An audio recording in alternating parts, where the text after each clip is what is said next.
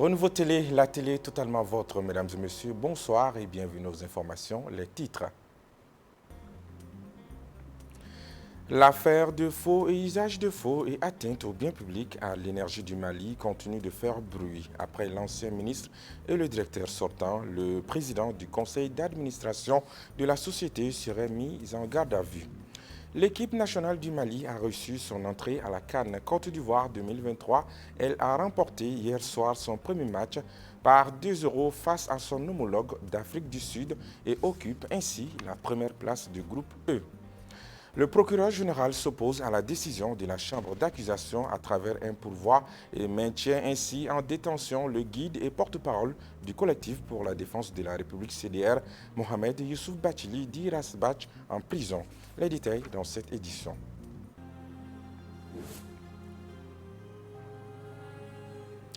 Bienvenue à tous aux informations. Le Conseil national des victimes CNV et la Coordination nationale des associations des victimes CNAV ont organisé un atelier de 2 jours afin de mettre en place une plateforme qui portera les actions de plaidoyer pour la publication rapide du rapport final de la Commission Vérité, Justice et Réconciliation CVJR. Il s'agit à travers cet atelier de faire connaître la plateforme par les décideurs et permettre aux victimes de passer des messages à ces derniers. La cérémonie de clôture a eu lieu ce mardi 16 janvier 2024 à la maison de la femme de Sebalibougou. Emma Fifame Nounawon, Zakaria Oumar Keita, compte rendu. Les organisations de la société civile défenseuses des droits de l'homme et les associations des victimes créent une plateforme en vue de l'accélération du processus de justice transitionnelle au Mali. Nous avons créé cette plateforme pour que nous puissions faire nos plaidoyers auprès des partenaires techniques et financiers et vraiment que les victimes puissent être dans leurs droits rapidement et que le processus de la justice transitionnelle soit accéléré au Mali. Les organisations de la société civile défenseuses des droits de l'homme et les associations des victimes créent une plateforme en vue de l'accélération du processus de justice traditionnelle au Mali. Le rapport de la CVJR a écouté les victimes et ça c'était la vérité.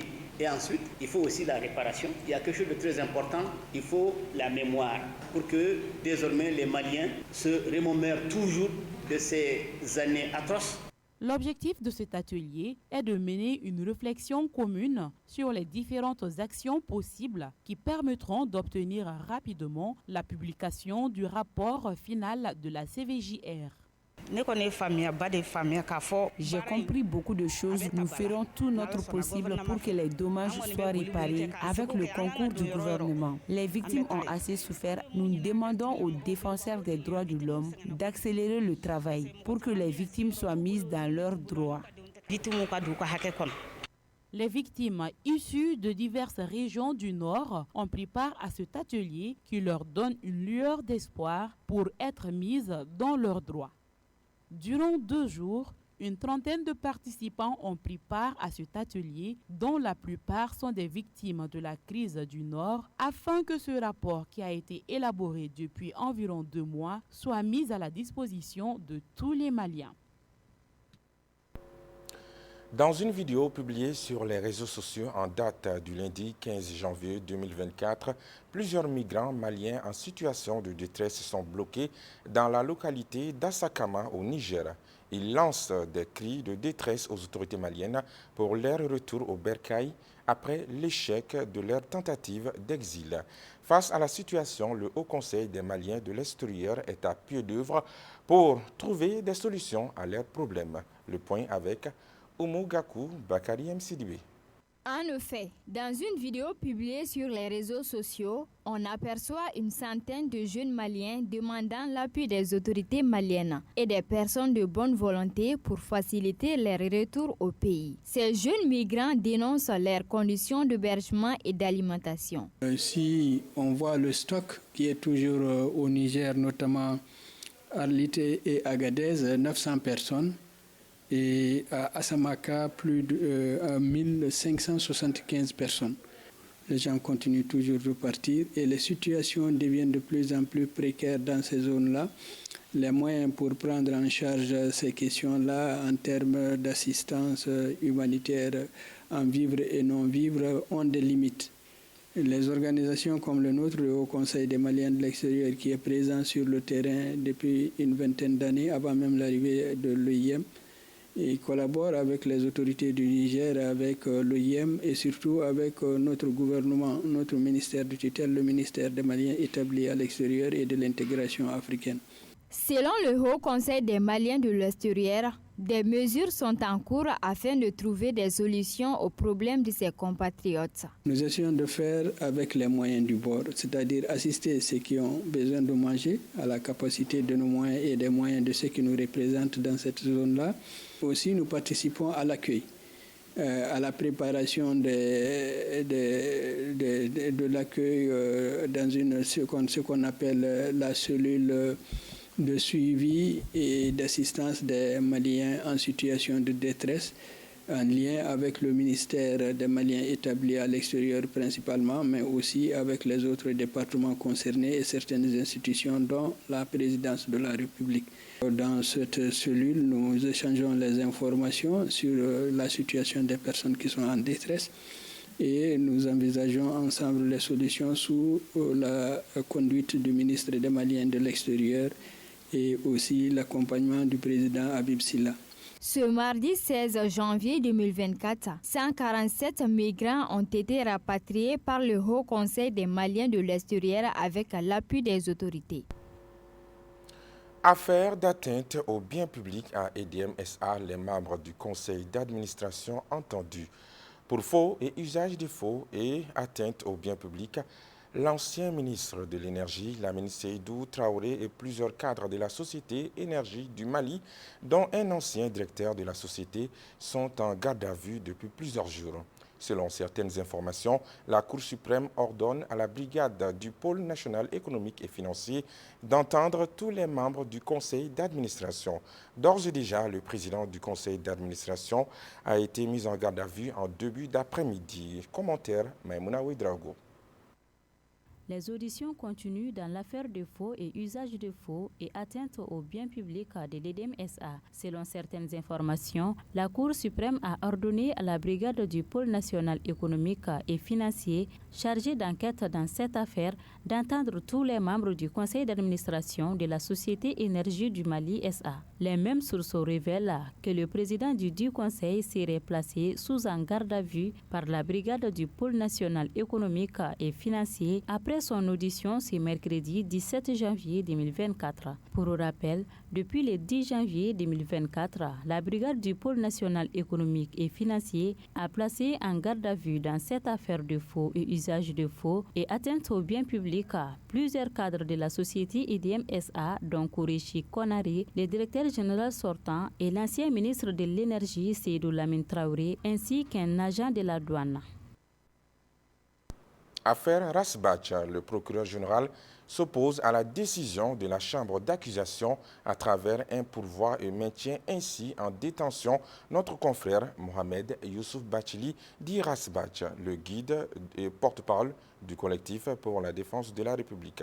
Alamako Djabate nous en parle.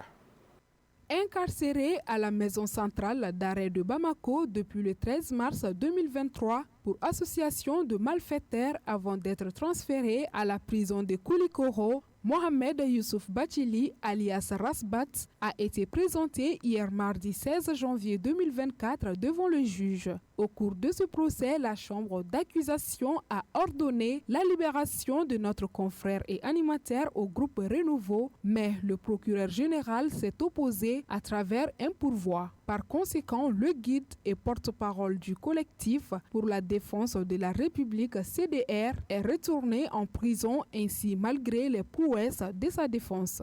Pour rappel, Mohamed Youssouf Bachili, alias Rasbat, a été arrêté le 13 mars 2023 pour simulation d'infraction et incarcéré à la maison centrale d'arrêt pour 3 autres chefs d'accusation. Poursuivi pour simulation d'infraction après s'être exprimé sur la mort en détention de l'ancien premier ministre Soumeilou Boubeye Maïga, il avait été d'ailleurs relaxé pour le chef d'accusation en juillet. Mais il est resté en prison pour les autres chefs d'accusation, notamment pour association de malfaiteurs. L'infraction dont le délibéré était fixé à hier mardi 16 janvier 2023. Par ailleurs, il convient de rappeler que Rasbat a fait l'objet de 3 arrestations, 2020, 2021 et 2023. Vivement la libération de notre confrère et frère.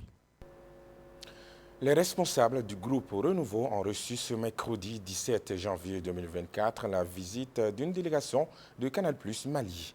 Conduite par le directeur général de Canal+ Mali, elle avait pour but de s'imprégner des conditions de travail du groupe Renouveau et d'échanger sur la future collaboration entre les 2 entreprises. Awassanogo, Zakaria Oumar Keita, compte rendu.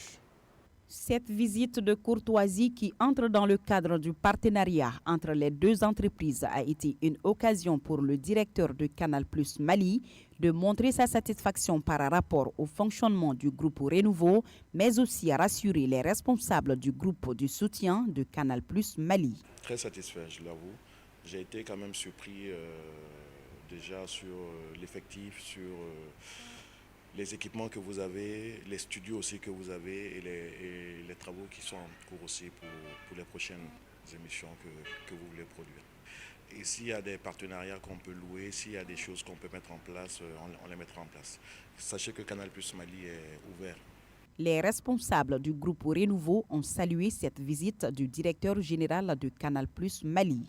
Pour l'administrateur général du groupe Renouveau, cette confiance du directeur de Canal+ est le fruit des efforts quotidiens du personnel du groupe Renouveau. Nous avons retenu en tout cas que ce que nous faisons correspond également aux attentes de notre partenaire qui est Canal+, et qui est également satisfait de comment est-ce que nous conduisons notre programme au niveau de la télé et quelle est l'audience que notre chaîne apporte surtout à Canal et qu'est-ce que Canal fait pour continuer à satisfaire nos téléspectateurs. Je pense que les échanges ont tourné autour de ces points-là.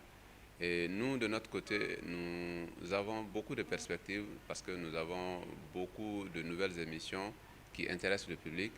Et Canal est également intéressé à nous accompagner à travers ces émissions-là.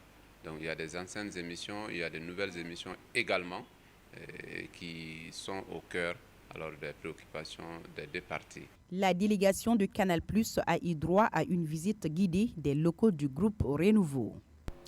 Cannes, Côte d'Ivoire 2023. Belle victoire des Aigles face au Bafana Bafana. En effet, l'équipe nationale du Mali a remporté hier soir son premier match par 2-0 face à son homologue d'Afrique du Sud au compte de la première journée dans le groupe E. Retour sur cette première sortie des Aigles avec nos envoyés spéciaux Maliki Diallo, Djelika Guindo, Ibrahim Dao et Modou Faye. Cette première sortie n'a pas été entamée par la meilleure des manières par les nôtres. En effet, les Aigles du Mali ont subi la domination des Bafana Bafana durant toute la première période.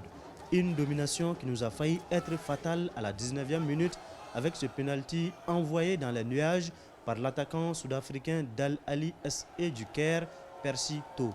Les Sud-Africains ont alors multiplié les occasions sans réussir à battre Djiki Diarra, très décisif. Le score restera vierge à la mi-temps.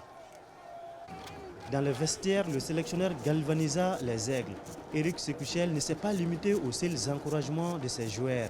Le technicien franco-malien a identifié les failles et ses poulains ont vite corrigé le tir dès le retour des vestiaires. La paire change alors de camp et la pression des Aigles a payé à la 60e minute. Un coup franc bien tiré par Sékou Goïta est renvoyé par la barre traversale et transformé par le capitaine des Aigles, Amari Traoré, qui défonça les défenseurs adverses.